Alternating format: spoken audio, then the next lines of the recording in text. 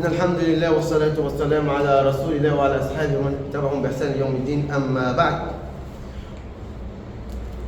We are now, it's starting to get hot. This weather now is starting to get hot. And when it gets hot, the ladies get hot. And when the ladies get hot, they take off their clothes. And that makes us hot. So Allah subhanahu wa ta'ala, He said, to protect us from this, He says, say to the believers to lower their gaze and to protect their private parts. That is better for them, that is more pure for them. Verily Allah knows that which you do. So, as the weather is changing, we have to be careful of our gaze, that we do not look. And a person, he asked the Prophet ﷺ about this sudden look, because you cannot walk in the streets like this. You cannot walk like that, and you cannot walk like this. So it's just natural that, of course, you're going to see things that you're not supposed to see. So when the man asked him that, sometimes I say this, the Prophet said to the companion, he said, turn your gaze away. So this is something that we should try to do in these months. And he also said to the companion Ali, radiallahu anhu, the Prophet ﷺ, he said that for you is the first gaze, but you do not have the second gaze. Now what that means is that, not meaning that the first gaze is permissible, that take your time, take pleasure in it, that's okay, the first gaze is for you. What it means is that you do not have sin on the first gaze, because it was not your intention to look the first time. So if, for example, if you're driving your car, and of course naturally when you're driving, you can't be like this the whole time. You have to be looking left and right, seeing pedestrians who's coming, who's going. And you drive, there's a bus stop, you have to look around you, it's normal. But if there's someone down the bus stop and you can see some thighs, you can see some things, so what you do, you look away, because you're just scanning actually, at that point you're just scanning. And the light is faster than sound, and sometimes you'll see things, you go back to the road, and your brain is still processing what you just saw. And your brain will say, did you see that?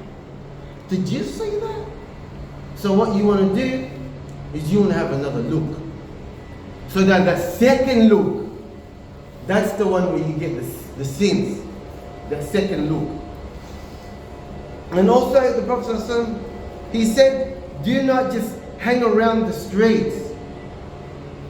And they said to the Prophet, but we have to go to work, we have to go do business.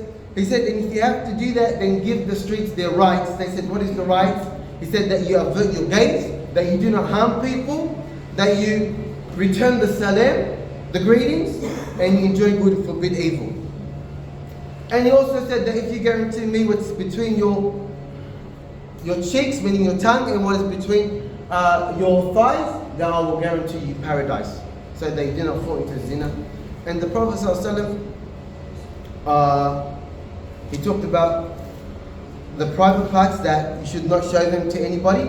And another hadith, Ibn Abbas, he said that I do not know of a verse that talks about a lamam more better than this, or an example more better than this, where the Prophet ﷺ, he said that Allah has written upon the Son of Man his portion of zina, fornication and adultery, that everybody has written for them their portion of this. And he said that he will fall into this, or he will get it, and that there's no escape from it. And he said that the fornication or the adultery of the eye is looking, and of the tongue is talking, and that the soul wishes and wants, but that which proves it is the private part, if it's true or not. So meaning that we all fall into this problem of looking and seeing, that you cannot escape from it. Like you go outside, you go in the shopping center, you're going to see it everywhere. So we're all going to get a portion of this. But now Allah subhanahu wa ta'ala forgives when you avert your gaze.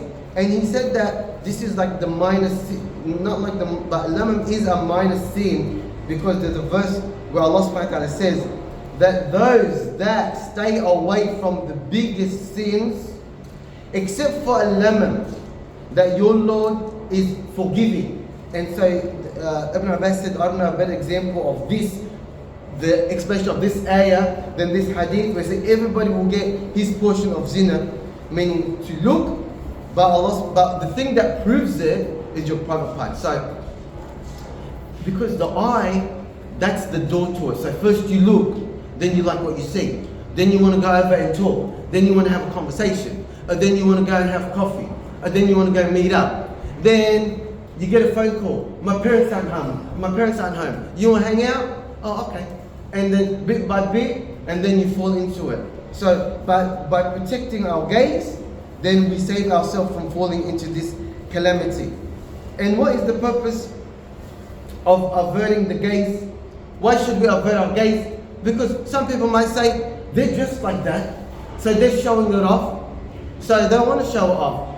But just because they want to, Allah subhanahu wa ta'ala is not pleased with this.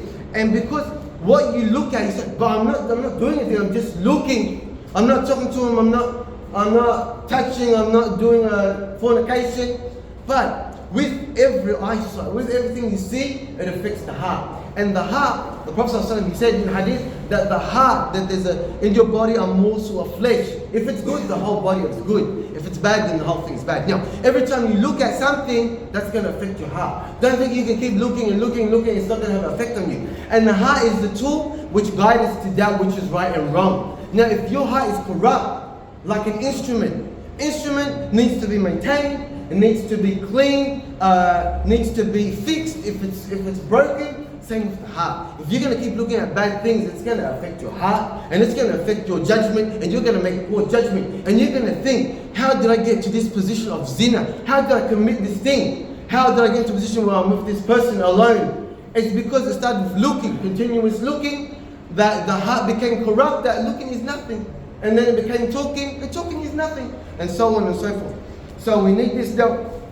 However, with this looking, this calamity of looking, where it's a test.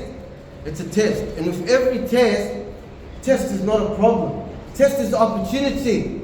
Because with the test you can pass or you can fail. Well, that depends on you whether you pass or fail. So, when you're driving or you're walking or you're seeing something and you have that glance, you might see, sometimes you might see the back of the female. Short skirt, long blonde hair. You're driving, and then your brain whispers to you, oh, that looks good. I better check it out. So that's a test. Now, if you say, no, astaghfirullah, I'm not gonna look.